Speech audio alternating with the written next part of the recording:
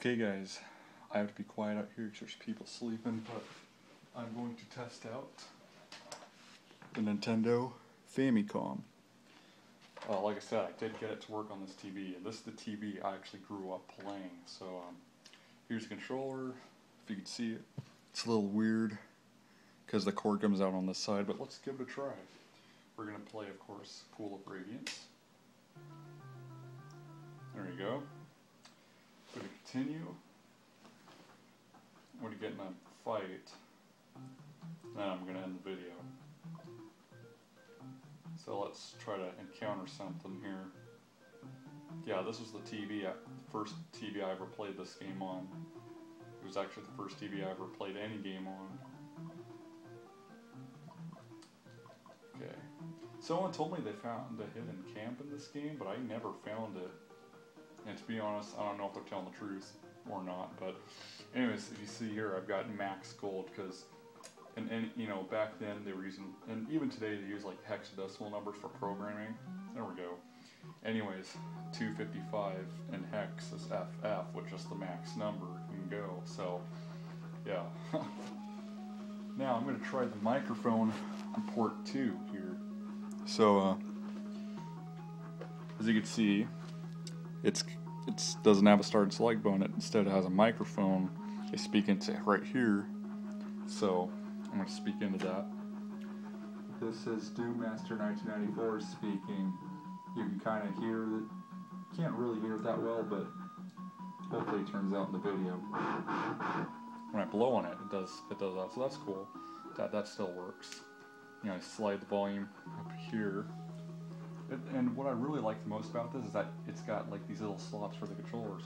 What I don't like, however, is that, you know, they're hardwired in the console, and they're so, you know, of course there's, you know, it's only like 1 foot or 1 millimeter, you know, away from the console, so that sucks.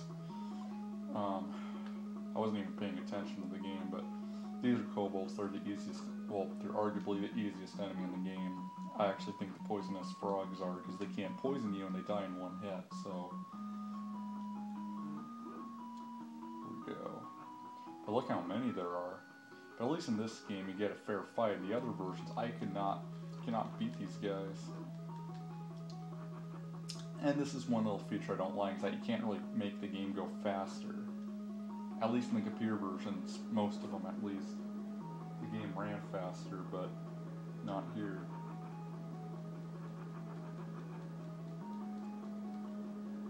Alright, Goldleaf's gonna aim with her short bow. See, that's how many times I've beaten this game, though. I know what the Japanese version, well, I mean, I know how to play through the Japanese version. I've already beaten the whole game, but they let you go around and they let you continue playing even after you beat the game, which is pretty cool. You know, the wilderness is pretty much the only place in the game you can fight enemies now.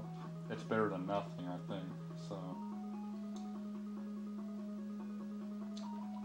Alright, I'm gonna get my long sword. You can't use your bow if you're right next to an enemy, although you probably already know that, especially if you've played AD&D.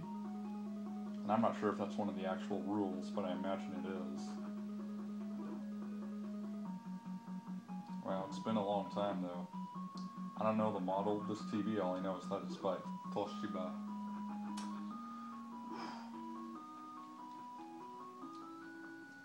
It's funny, I brought a chair to sit on, but then I realized, oh, well, there's no point because, you know, the controller can't move that far back. And if anyone's wondering, I have the camera on a treadmill because that was the best camera angle I could get. I tried putting it on another TV that's out here, but that didn't turn out so well. Yeah, the leaders are always the most annoying ones because they can attack long range. I know some people think the graphics are crap, especially for 1991, but I think the trees look pretty cool, and you know, in the game's defense, all the graphics were done entirely by one person, so I mean,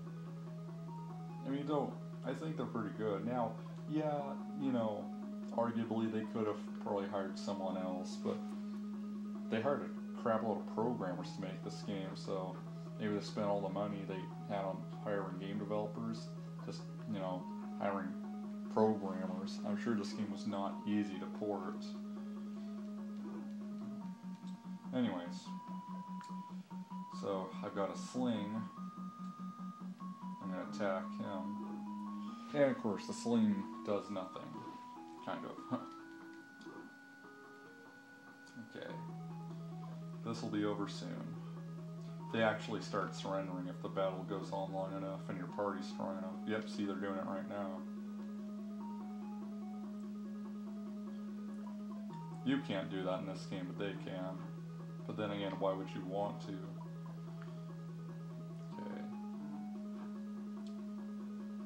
Yeah, they better not get another turn. I want to kill the rest of them. Come on, I gotta hit him. There we go. 7 points. Okay. Oh, whoops, I can't. I have to move up a little bit.